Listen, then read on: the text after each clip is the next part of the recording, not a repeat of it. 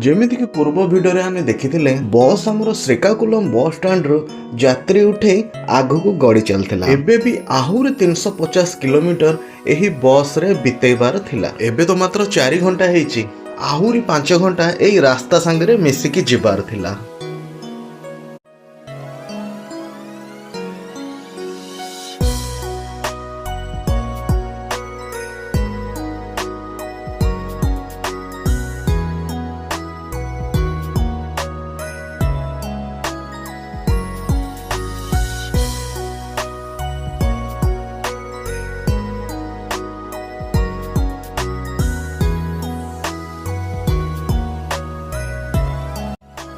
Side रे गोटे मूर्ति देखि परते हनुमानकर, सेटा कौन से साधारण मूर्ति नुह, एक्चुअली सेटा इंडिया रो सबुठारु बड़ हनुमानक मूर्ति और एटा 180 फुट रो।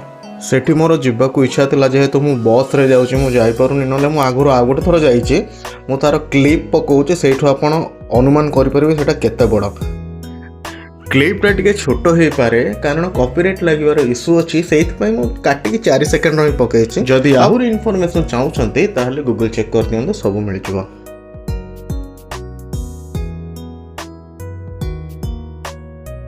वर्तमान आम गाड़ी श्रीकाकुलम रु पाखापाखि 110 किलोमीटर दूर को आसी सारी। आईठे भी गोटे बस स्टैंड अच्छी जो जगार ना हूँ सोमपेटा।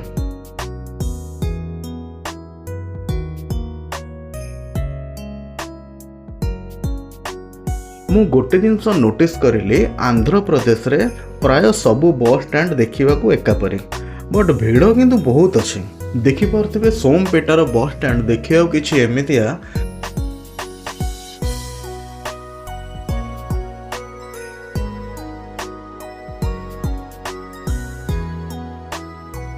बस टी हार्डली 5 ରୁ 10 मिनट ही रोचे, ताठू अधिका रोनी। यहाँ गोटे बहुत भल कथा।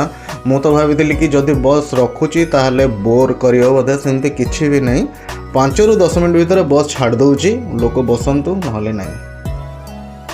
आ ए सब आपण देखि पारथिबे सोमपेटार मार्केट एरिया देखिया किछि एमितिया।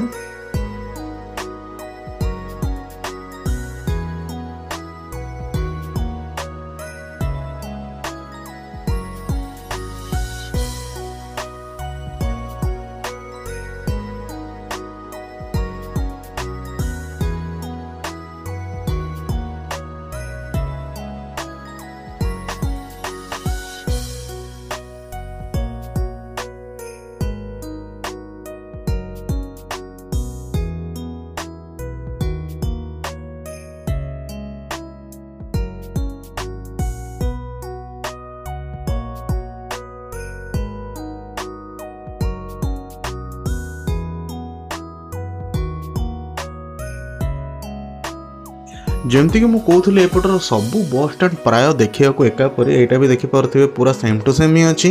आ जगार ना हूँ टेकेली, हो पारे मु प्रोनाउंस भूल करुथि, तले लेखा अच्छी, दयाकोरी टिके पढ़ी दिंतु। किंतु ए बस स्टैंड रे जमारू भी भिड़ नहीं, कहीं ओडिशा पाखापाखि आसीगला। आ बस रे प्राय 10-15 लोक आम बसीचु।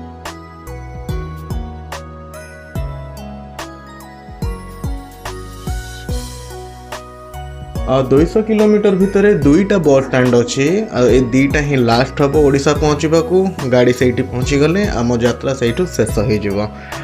आजिर वीडियो बर्तमान ये मुझे रखुची, कहीं वीडियो लंबा हो जाऊे। बाकी जहाँ रहा मु लास्ट वीडियो रे क्लियरली बुझेबाकू चेष्टा करी।